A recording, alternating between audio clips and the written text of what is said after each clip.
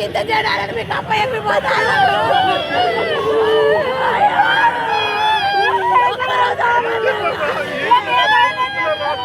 ఎంత ప్రయత్నం చేసినా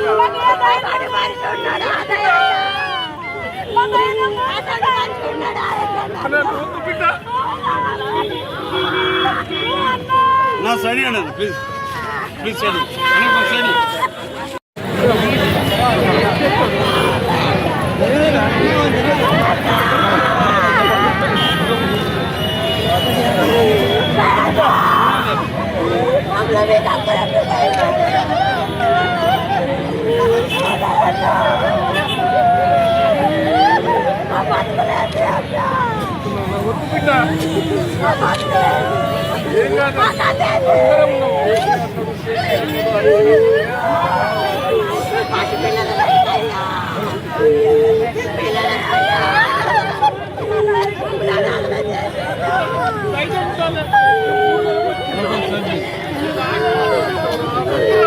side video chance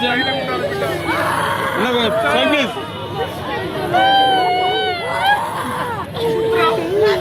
kita jalan dengan apa yang dibuat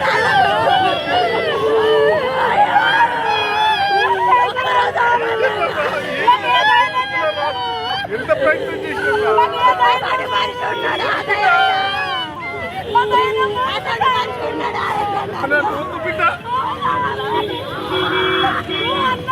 నా సైడ్ అండి ప్లీజ్ ప్లీజ్ సైడ్ సైడ్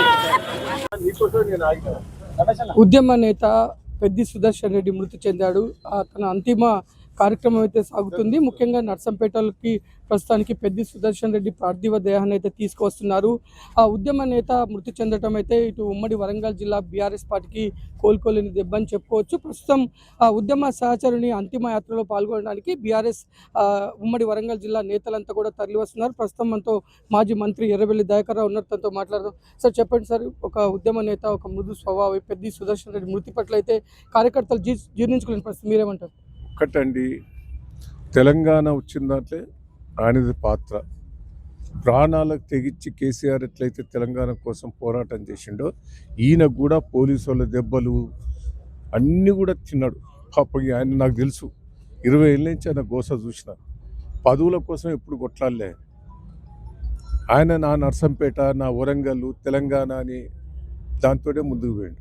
ఇలా నర్సంపేటకి ఏందండి, ఏ రాష్ట్రంలో ఎక్కడన్నా ఒక మెడికల్ కాలేజీ జిల్లా హెడ్ క్వార్టర్లకు ఈడిచ్చింది.